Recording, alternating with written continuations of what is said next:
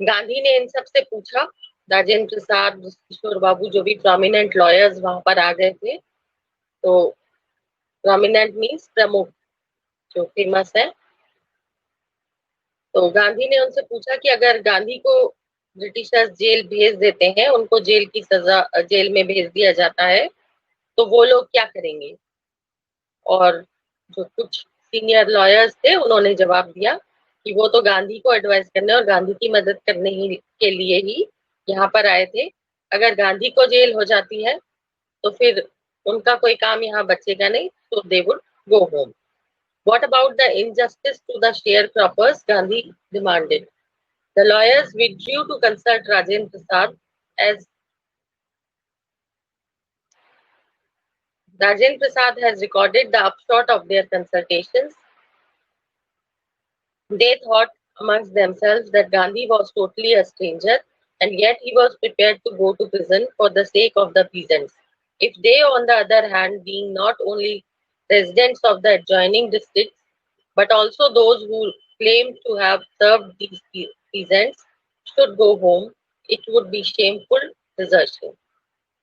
तो गांधी ने पूछा कि तो फिर ये जो शेयर क्रॉपर्स के साथ अन्याय हो रहा है, इसका क्या होगा। तो लॉयर्स कुछ नहीं बोल पाए।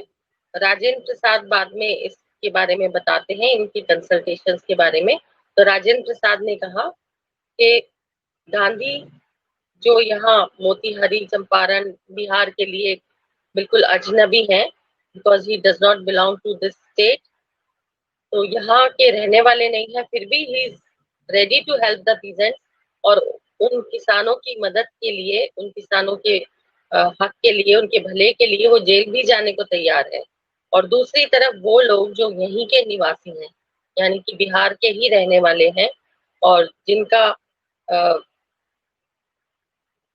एडजॉइनिंग डिस्ट्रिक्ट्स के वो रहने वाले हैं, तो ये उनके अपने स्टेट की, अपने एरिया की प्रॉब्लम है। अगर वो लोग इनकी मदद नहीं करेंगे और यहाँ से चले जाते हैं तो ये बहुत ही शर्मनाक होगा। So they accordingly went back to Gandhi and told him they were ready to follow him into jail. The Battle of Champaran is won.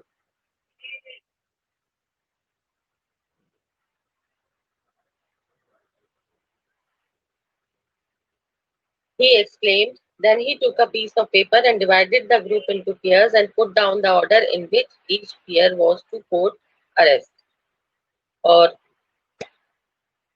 Finally वो लोग गांधी के पास दोबारा गए, जो लॉयर्स थे, और उन्होंने कहा कि अगर गांधी को जेल हो जाती है तो वो सब भी गांधी के साथ जेल जाने को तैयार हैं।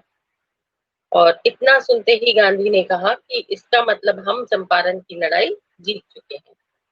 Then he took a piece of paper और पेयर्स में उन्होंने नाम लिखे किस तरह से उनको अगर अरेस्ट किया जाता है तो किस तरह से वो लोग एक एक करके जेल जाएंगे। Several days later, Gandhi received a written communication from the magistrate informing him that the lieutenant governor of the province had ordered the case to be dropped. Civil disobedience had triumphed the first time in modern India. और कई दिनों के बाद जब फैसला आया तो गांधी को एक रिटन कम्युनिकेशन मिला मजिस्ट्रेट से, जिसमें उसने इन्फॉर्म किया था कि लेफ्टिनेंट गवर्नर जो है उस प्रोविंस का, उस रियासत का, उसने इस केस को खारिज करना यानी खत्म करने की परमिशन दे दी है, ऑर्डर्स दे दिए हैं। और इस तरह से सबसे पहली बार मॉडर्न इंडिया में सिविल डिसोबीडियंस की जीत हुई थी। Civil disobedience you know very well, यानी कि कानून या कानून की जो आज्ञा है कोर्ट की उसको नहीं मानना, किसी भी कानून को तोड़ना या उसको डिसोबे करना, that is called civil disobedience. तो गांधी जी ने कोर्ट का ऑर्डर नहीं माना था, लेकिन फिर भी जीत उन्हीं की हुई। तो this was the triumph of civil disobedience for the first time in modern India. Gandhi and the lawyers now proceeded to conduct a far-flung inquiry into the grievances of the farmers. Depositions by about 10,000 peasants were written down and notes made on their evidence. Documents were collected. The whole area throbbed with the activity of the investigators and the vehement protests of the landlords.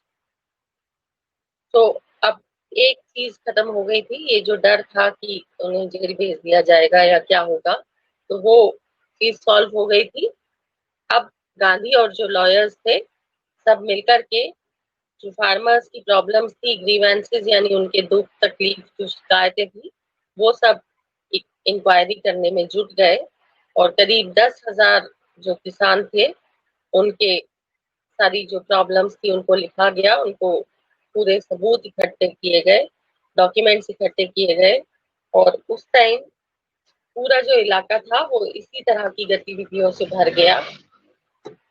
इसी तरह की activities वहां होती रही। एक तरफ investigators थे जो अपना इन्वेस्टिगेशन करने में लगे हुए थे, दूसरी तरफ जो लैंडलॉर्ड्स थे वो प्रोटेस्ट कर रहे थे यानी इसका विरोध कर रहे थे। In June, Gandhi was summoned by Sir Edward Gate, the Lieutenant Governor. Before he went, he met leading associates and again laid detailed plans for civil disobedience if he should not return. जून में गांधी को sir Edward gate, जो कि उस वक्त वहां के lieutenant governor थे, उसने उन्हें मिलने के लिए बुलाया। तो जाने से पहले गांधी ने पूरी प्लानिंग कर ली कि इन केस अगर वो वापस नहीं आए, उनके साथ कुछ गलत होता है या उनको जेल भेज दिया जाता है, तो पीछे से ये लोग क्या करेंगे, किस तरह से इन लोगों को काम करना है, वो सारी प्लानिंग करने के बाद Gandhi went to met the meet the lieutenant governor. Gandhi had 4 protracted interviews with the lieutenant governor, who as a result appointed an official commission of inquiry into the indigo sharecroppers situation. The commission consisted of landlords, government officials, and Gandhi as the sole representative of the peasants. Gandhi remained in Champaran for an initial uninterrupted period of 7 months and then again for several shorter visits. The visit, undertaken casually on the entreaty of an unlettered peasant, in the expectation that it would last a few days, occupied almost a year of Gandhi's life. So, 4 interviews यानी 4 meetings उसकी गांधी की हुई lieutenant governor के साथ और finally एक commission setup कर दिया गया, इंक्वायरी कमीशन। इंक्वायरी कमीशन को अपॉइंट कर दिया गया ताकि ये इंडिगो शेयर क्रॉपर्स की जो प्रॉब्लम्स है उसके बारे में जांच की जाए और उचित फैसला किया जाए। तो कमीशन में थे लैंडलॉर्ड्स थे, गवर्नमेंट ऑफिशियल्स थे और सिर्फ किसानों की तरफ से उनके रिप्रेजेंटेटिव के रूप में गांधी थे। तो गांधी 7 महीने तक चंपारण में रहे और उसके बाद भी उनकी विजिट्स वहां चलती रही और एक अनलेटर्ड पीजेंट यानी कि जो राजकुमार शुक्ला गांधी के पास आया था, तो तब गांधी ने सोचा था कि कुछ दिनों का काम होगा, जाकर के वो उसको फिनिश करके आ जाएंगे, लेकिन इस पूरे काम में कम से कम 1 साल लग गया। The official inquiry assembled a crushing mountain of evidence against the big planters, and when they saw this, they agreed in principle to make refunds to the peasants. But how much must we pay? They asked Gandhi. और finally जो official inquiry setup हुई थी, जो commission बैठा था, commission ने जो अपना काम किया, तो बहुत सारे सबूत इन प्लांटर्स के खिलाफ उनको मिले और फाइनली उनको फैसला देना पड़ा कि इन लैंडलॉर्ड्स को, इन प्लांटर्स को किसानों का पैसा वापस करना पड़ेगा। और कितना पैसा देना चाहिए उन लोगों ने गांधी से पूछा। They thought he would demand repayment in full of the money which they had illegally and deceitfully extorted from the sharecroppers. उन लोगों ने सोचा था कि गांधी उनको पूरा का पूरा पेमेंट करने के लिए बोलेंगे, जो पैसा उन लोगों ने इलीगल तरीके से, अवैध रूप से, डिसीटफुली यानी कि धोखाधड़ी से जो लिया था शेयर क्रॉपर्स से, So that whole money they will have to pay back, they thought so. लेकिन गांधी ने सिर्फ 50% मांगा. He asked only 50%. There he seemed adamant, writes Reverend J. Z. Hodge, a British missionary in Champaran who observed the entire episode at close range.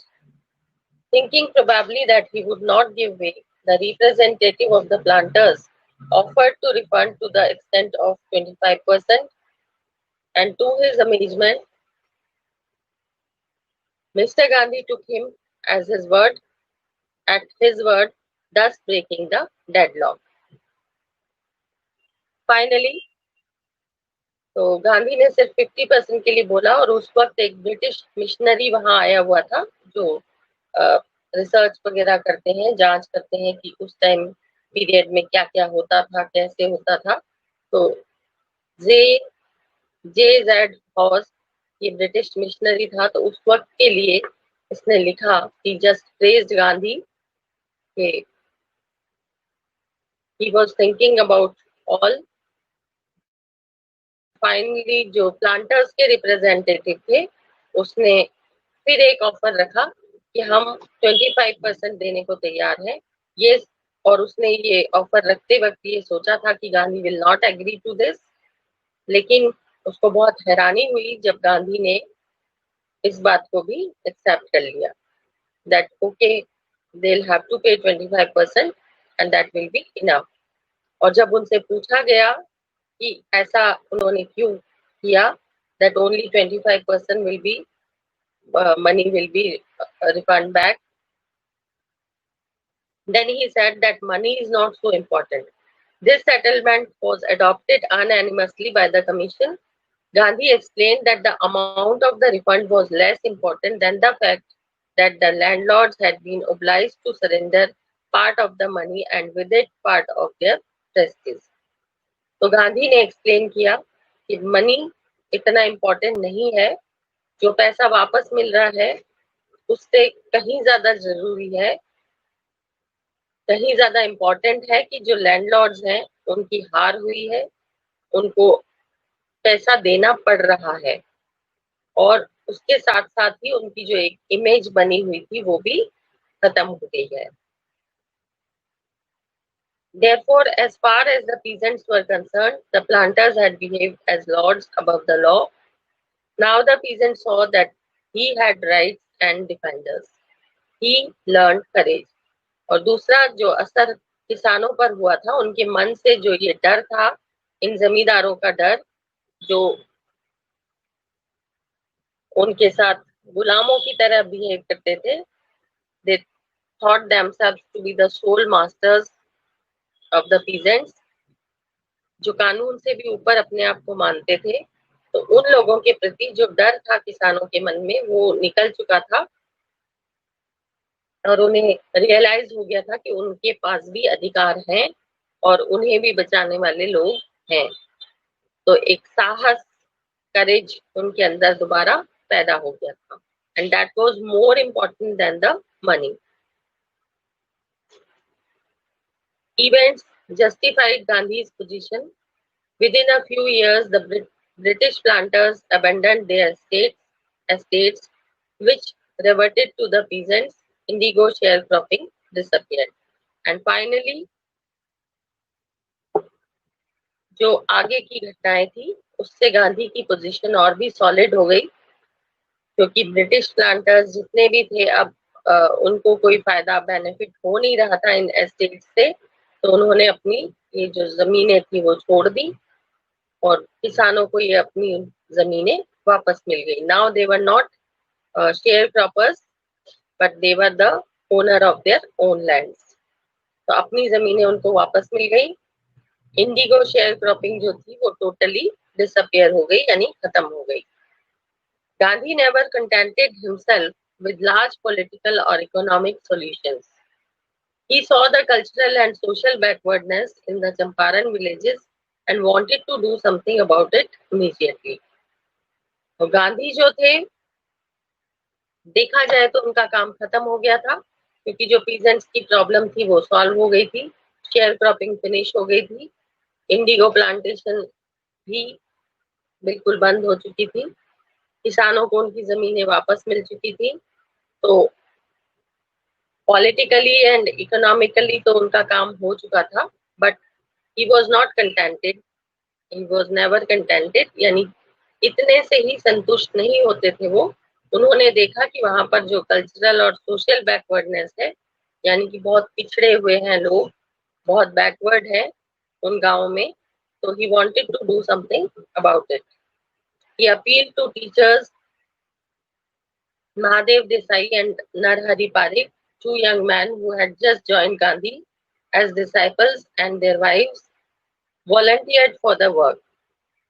तो दो जो teacher उन्होंने teachers से appeal की, तो टू यंग मैन जिनका नाम था महादेव देसाई एंड नरहरि पारिक, उन्होंने अभी अभी वो गांधी के शिष्य बने थे, फॉलोअर्स बने थे।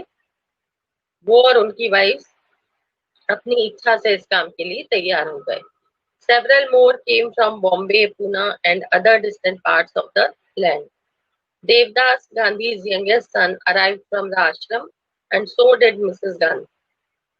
Primary schools were opened in 6 villages. Kasturba taught the ashram rules on personal cleanliness and community sanitation. तो बहुत सारे लोग गांधी की मदद करने के लिए आ गए। उधर जो देवदास गांधी के सबसे छोटे बेटे थे, वो और गांधी की वाइफ यानी कि कस्तूरबा गांधी, ये भी आश्रम से वहां आ गई, and they all started working for the upliftment of these villages. इनकी स्थिति में सुधार करने के लिए सब लोग जुट गए अपने काम में। 6 स्कूल खोले गए उन गांवों में। कस्तूरबा गांधी ने उनको क्लीनलीनेस और सैनिटेशन के बारे में समझाना स्टार्ट किया, क्योंकि उस वक्त वहां की जो कंडीशन थी वो बहुत खराब थी। हेल्थ कंडीशंस वर मिजरेबल। आसपास जो गंदगी थी, जितने गंदे तरीके से वो लोग रहते थे अनहाइजीनिक वे में, तो उसकी वजह से बहुत सारी बीमारियों के वो शिकार थे। So the health conditions were miserable. Gandhi got a doctor to volunteer his services for 6 months. 3 medicines were available: castor oil, quinine, and sulfur ointment. Anybody who showed a coated tongue was given a dose of castor oil. Anybody with malaria fever received quinine plus castor oil. Anybody with skin eruptions received ointment plus castor oil.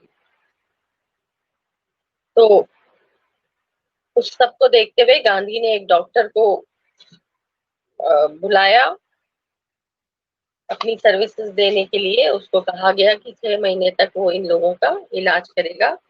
3 तरह की medicine उस वक्त available थी: castor oil, quinine और sulphur ointment. तो जिसकी टंग पर जो मैल जमा होता है, उससे पता चलता है हमारी बीमारी के बारे में, that we are having some stomach ailments in the body. तो जिसका ऐसा कोटेड टंग होती थी उसको कैस्टर ऑयल की डोज दी जाती थी।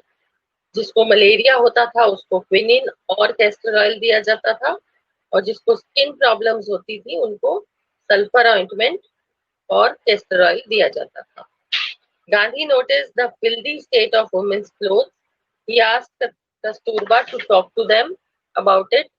One woman took Kasturba into her hut and said, "Look, there is no box or cupboard here for clothes. The sari I am wearing is the only one I have." और गांधी ने देखा कि जो औरतें हैं वो बहुत ही गंदी कपड़े पहने हुए हैं, पहनती हैं, तो उन्होंने कस्तूरबा से कहा उन लोगों से बात करने के लिए। और कस्तूरबा ने जब बात की तो एक औरत उनको अपनी झोपड़ी में लेकर के गई। उसने कहा कि देखो, ना यहाँ कोई बॉक्स है ना कपबोर्ड है, मतलब जो साड़ी मैंने पहन रखी है वही एकमात्र साड़ी मेरे पास है। तो she is compelled to wear the dirty clothes. During his long stay in Champaran, Gandhi kept a long distance watch on the ashram. He sent regular instructions by mail and asked for financial accounts. Once he wrote to the residents that it was time to fill in the old latrine trenches and dig new ones, otherwise the old ones would begin to smell bad. और चंपारण में रहते हुए भी गांधी का पूरा ध्यान अपने आश्रम पर था।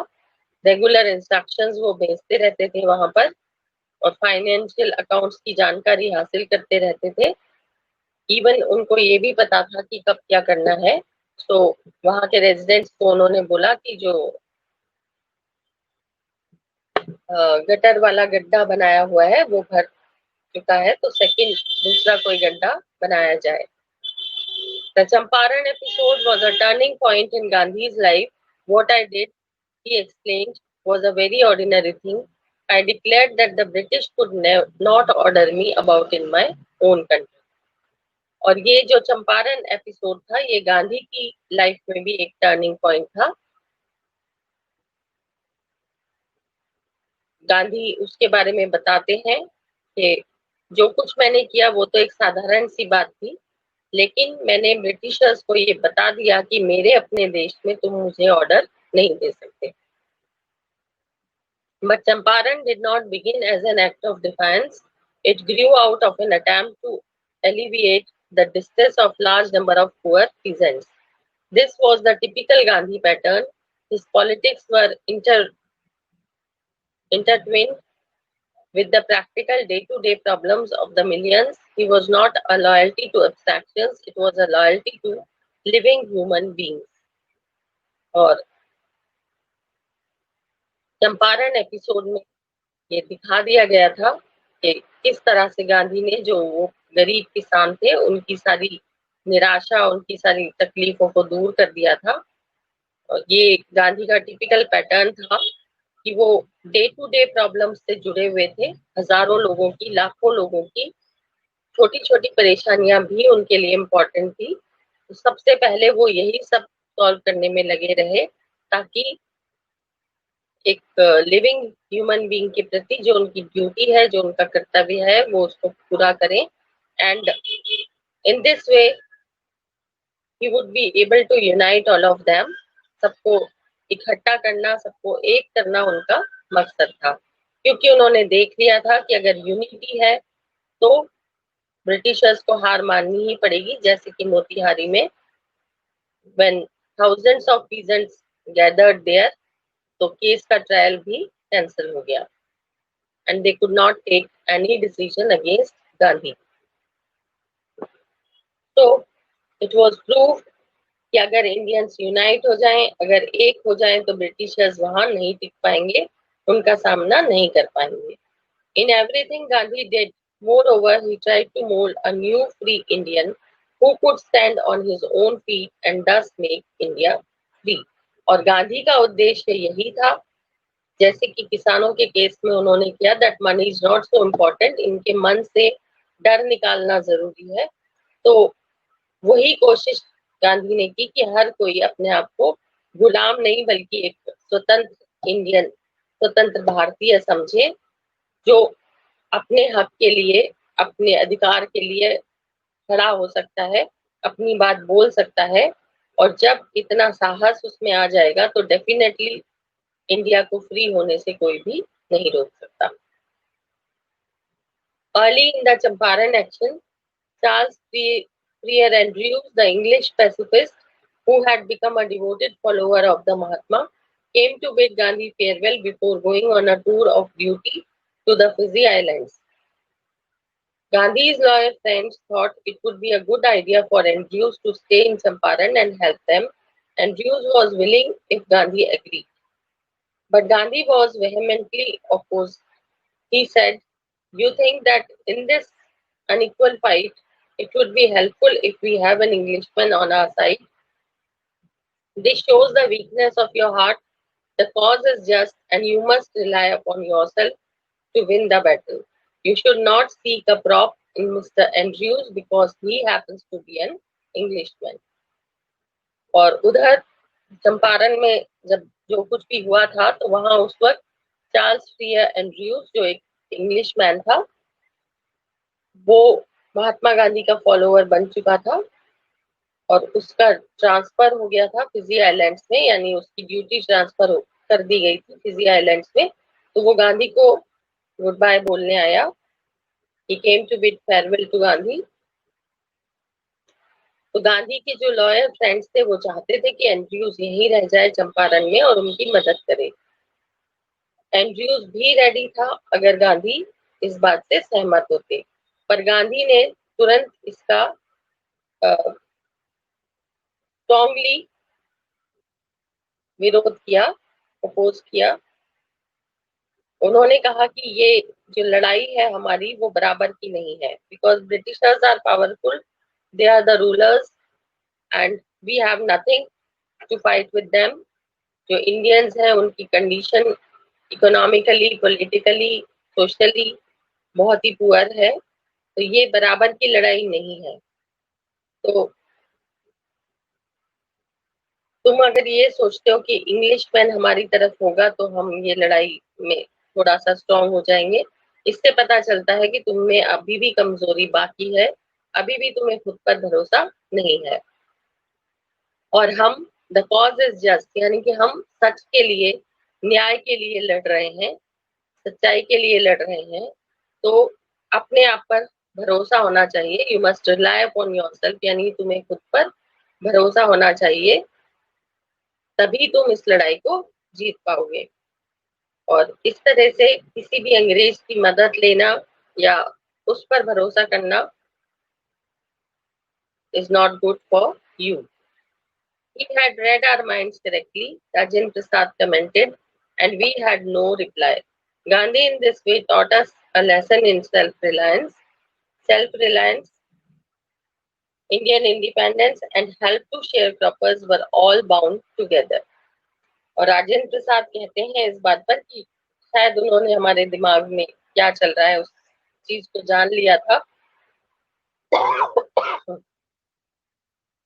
और हमारे पास कोई जवाब नहीं था। तो गांधी ने हमको सबक सिखाया कि हमें आत्मनिर्भर होना चाहिए, हमें आत्मसम्मान होना चाहिए, स्वाभिमान होना चाहिए और खुद पर भरोसा यानी कि सेल्फ कॉन्फिडेंस होना चाहिए। Then only will be able to win this battle, the struggle for freedom.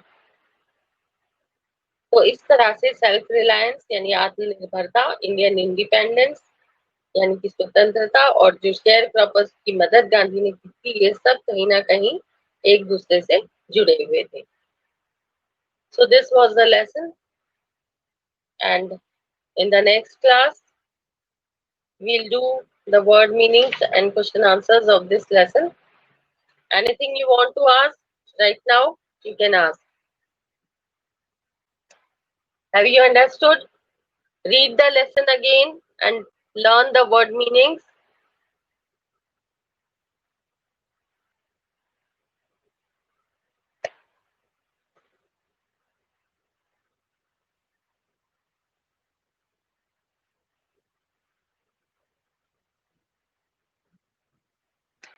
Any problem? Read the lesson again and learn the word meanings. This is your homework. And okay, goodbye then.